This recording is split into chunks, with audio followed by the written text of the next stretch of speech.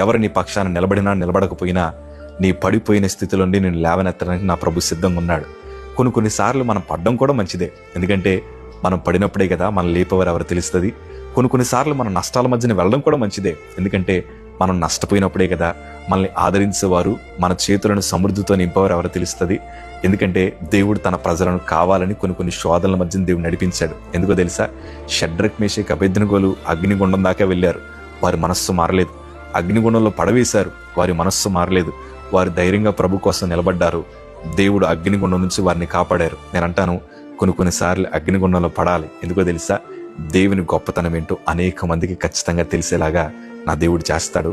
నువ్వు ఆరాధిస్తున్న దేవుడు, నువ్వు నమ్ముకున్న దేవుడు ఎంత శక్తి కలిగిన వాడో నిన్ను హేళన చేసిన వారికి, నిన్ను దూషించిన వారికి కూడా నా ప్రభు తెలియజేస్తాడు.